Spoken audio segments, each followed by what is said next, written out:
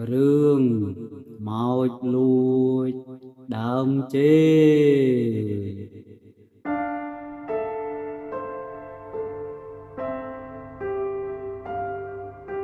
កាលពីដើមឡើយមានបុរសពីរនាក់ពួកគេបានបើកម៉ូតូរបស់ខ្លួនដូចគ្នាដើម្បីទៅរកមើលចម្ការចេករបស់គេហើយនៅតាមផ្លូវគេកំពុងជិះនោះគឺសម្បូរទៅដោយស្រូវទុំជាច្រើនដូចជាហូរហែនិងមានទិញមងនៅឈរយាមស្រូវជាច្រើនងាកមកមើលកែមផ្លូវវិញគឺមានរបងបន្លាលួសនៅសងខាងជាប់នឹងផ្លូវពួកគេកំពុងជិះនឹងមើលហើយពិតជាគួរឲ្យចង់មើលទៀតព្រោះនៅតំបន់នេះមិនសូវមានអ្នកណាចូលមកដល់នោះទេព្រោះអ្នកភូមិទាំងនោះភាគច្រើនតែងតែនៅឆ្ងាយពីតំបន់នេះទើបធ្វើឲ្យពួកគេមិនសូវមានអ្នកណាបានដឹងនឹង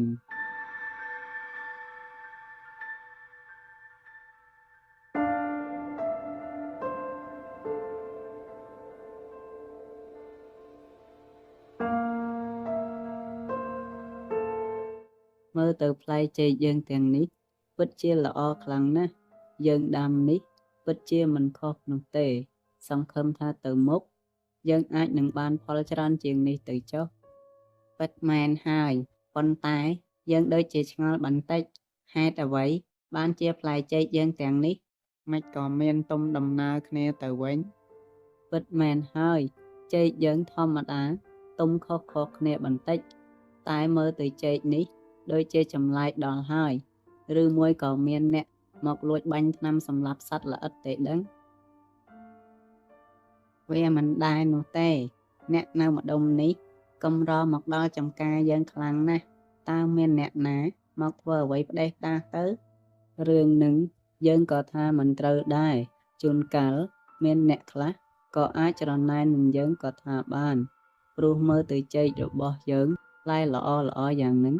តើអ្នកណាទ្រាំនឹងអាចបេះមិនបានទៅឯងគិតយ៉ាងហ្នឹងក៏ត្រូវមួយយ៉ាងនោះដែរប៉ុន្តែសម័យកាលនេះទៅហើយតើមានអ្នកណាគេមកលួចបេះផ្លែចេកអញ្ចឹងទៀតទៅផ្លែចេកវានៅតែជាផ្លែចេកយើងឆាប់ត្រឡប់ទៅវិញទៅមួយសប្តាហ៍ក្រោយចាំយើងត្រឡប់មកវិញមួយដងទៀត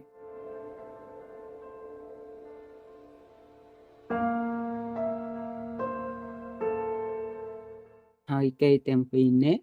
ក៏បើកម៉ូតូត្រឡប់ទៅវិញទៅ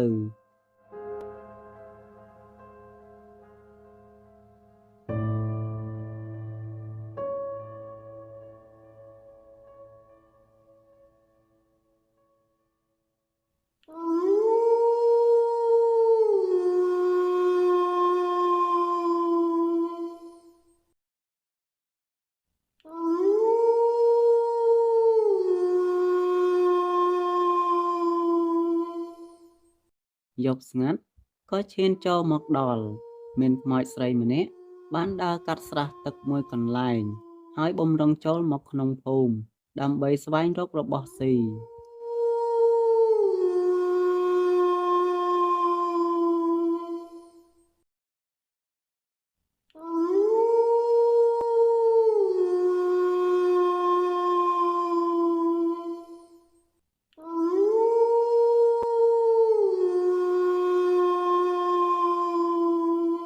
ហើយក៏មកដល់ចំការចេកនេះ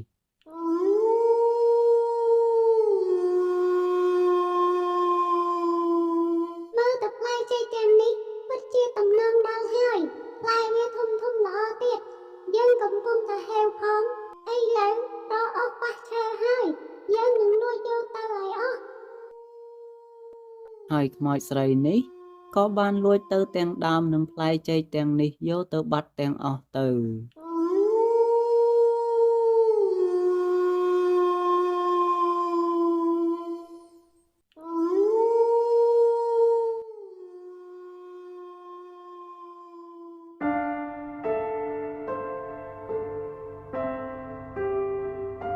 មួយសប្តាហ៍ក្រោយមកក៏មានបុរសពីរនាក់ដែលជាអ្នកដាំដើមចេកនោះក៏បានបបួលគ្នាបើកម៉ូតូដើម្បីទៅរកមើលដំណាំចេករបស់គេតើបានផលទុំឬនៅហើយគេទាំងពីរនាក់ ក៏មកដល់ដំណាំចេកហើយក៏ឃើញថាអីយ៉ាដំណាំចេកយើងបាត់ទៅណាអស់ហើយយើងច្រឡំកន្លែងទេដឹងមិនច្រឡំនោះទេកន្លែងនឹងហើយដែលយើងដាំដំណាំចេកនឹងមិនក៏សុកបាត់ទៅណាអស់អញ្ចឹងប្រហែលជាសត្វគោនិងក្របីលួចស៊ីហើយមើលទៅវាមិនដែលនោះទេសត្វគោក្របីឯណាស៊ីទាំងអស់មានទុកឲ្យនៅសល់មួយដើមយ៉ាងនេះបើអញ្ចឹងតើអ្នកណាគេជាអ្នកលួចដកយកទៅទាំងអស់ទៅយើងក៏មិនដឹងដែរបើអញ្ចឹងយើងសាកទៅសួរអ្នកភូមិឡមើលទៅក្រែងលោមានម្នាក់ពីរនាក់គាត់អាចនឹងដឹងរឿងនេះ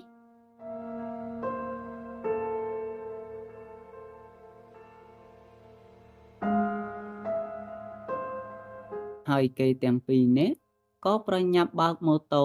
ទៅសួរអ្នកភូមិនៅក្បែរនោះទៅហើយក៏មកដល់ផ្ទះអ្នកភូមិនេះ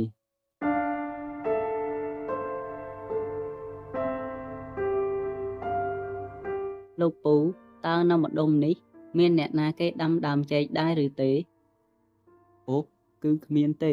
ហើយពីអ្នកឯងជាអ្នកណាដែរទៅមិនក៏មកសួរយើងបែបនេះទៅវិញគឺខ្ញុំទាំងពីរនាក់បានបាត់ចំការចេកទាំងអស់មិនដឹងអ្នកណាជាអ្នកលួចដកយកទៅនោះទេយើងទាំងពីរនាក់ខំដាំទាំងថ្ងៃទាំងយប់តម្រាំតែបានផ្លែហើយត្រូវគេលួចដកយកទៅបាត់អស់ទៀតតើទៅមុខយើងរំពឹងអ្វីទៀតទៅបើរាល់ថ្ងៃនេះយើងកុំតែបានដំណាំចេកយកទៅលក់កុំអីយើងទាំងពីរនាក់ច្បាស់ជាដាច់បាយជាមិនខាននោះទេ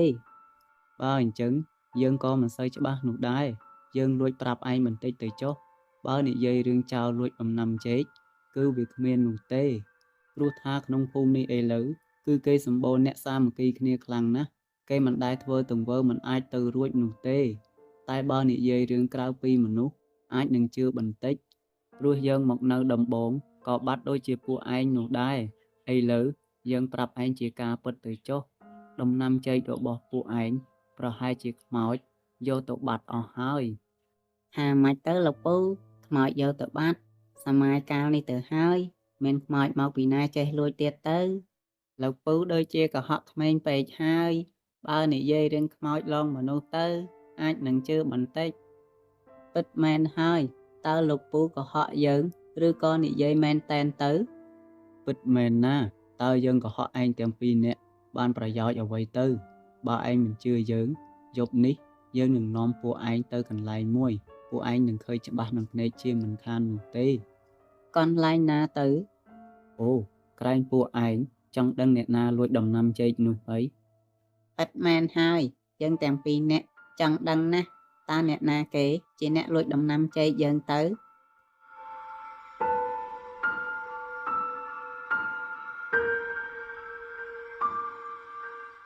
ហើយព្រះអាទិត្យក៏បានរៀបលិចអស់ស្ដុងកុដបាត់ពន្លឺចែងចាំងទៅហើយព្រះច័ន្ទពេញវង្សក៏ចាប់ផ្ដើមលិចឡើងមកជំនួសព្រះអាទិត្យវិញមើលទៅពិតជាស្រស់ស្អាតខ្លាំងណាស់មានទាំងវងតារាជាច្រើនរិះរាយពាសពេញមេឃពោធិ៍ធា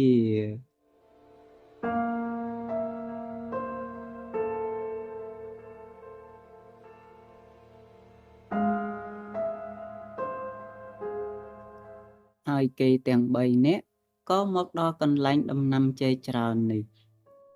យ៉ាងម៉េចហើយពួកឯងទាំងពីរនាក់ឃើញដែរឬទេនោះជាដំណាំចេករបស់ឯងទាំងពីរនាក់នឹងហើយពិតមែនហើយនោះជាដំណាំចេករបស់យើងទេតើអ្នកណាគេជាអ្នកលួចយកមកដាំទុកកន្លែងនេះទៅមានអ្នកណាក្រៅពីខ្មោចជាអ្នកលួចនោះទេថាម៉េចលោកនិយាយពីរឿងខ្មោចទៀតហើយខ្ញុំដូចជាមិនសូវជឿសោះតើមានខ្មោចពីណាជាអ្នកលួចដំណាំចេកយើងទៅបើពួកឯងមិនជឿតិចទៀតវានឹងមកកាន់ទីនេះវិញហើយពួកយើងឆាប់ត្រឡប់ទៅវិញទៅល្អជាងយើងមិនត្រឡប់ទៅណានោះទេព្រោះដំណាំចេកយើងនៅទីនេះយើងត្រូវតែយកមកវិញឲ្យបានពិតមែនហើយដំណាំចេករបស់ពួកយើងខំដាំតម្រាំតែបានផ្លែគឺប្រើរយៈពេលយូរខ្លាំងណាស់យើងមិននឹងឲ្យចោលនេះលួចទៅយ៉ាងស្រួលទៅ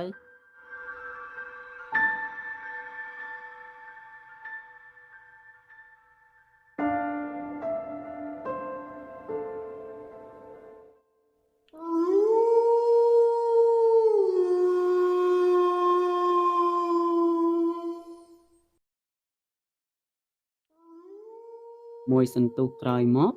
ក៏មានសំឡេងសត្វឆ្កែជាច្រើនបានលូរំពងពេញភូមិ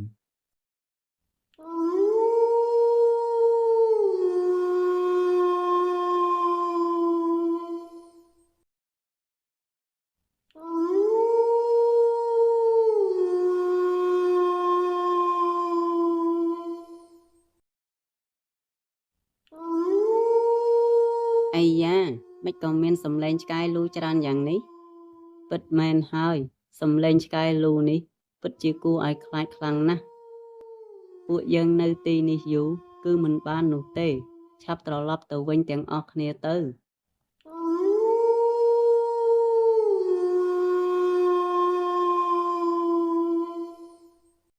ហើយខ្មោចស្រីនោះក៏លេចមុខចាញ់មកធ្វើខ្លួនគេយ៉ាងធំហើយក៏និយាយមកកាន់គេទាំង3នាក់នេះថា ពួកឯងជាអ្នកណាទៅមិនក៏មកកន្លែងដំណាំចេកយើងទៅវិញ ណែនាងខ្មោចឆាប់ប្រគល់ដំណាំចេកទៅឲ្យពួកគេទាំង2នាក់វិញទៅព្រោះដំណាំចេកទាំងនេះមិនមែនជារបស់នាងខ្មោចឯងនោះទេ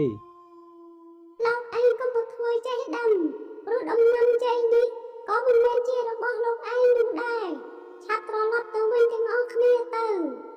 មិនឃើញផ្លែនេះហើយរបស់យើងដាក់បង្ហាញឲ្យមើលនោះទេអី ហាមយកវិញយល់មើលទៅដូចជាមិនស្រួលនោះទេយើងគួរតែឆាប់ដាក់មេប្រូចទៅហើយខ្មោចស្រីនោះក៏លិនអណ្ដាតរបស់គេធ្លាក់ចុះមកក្រោមយល់ទៅយល់មកមើលទៅពិតជាគួរឲ្យខ្លាចខ្លាំងណាស់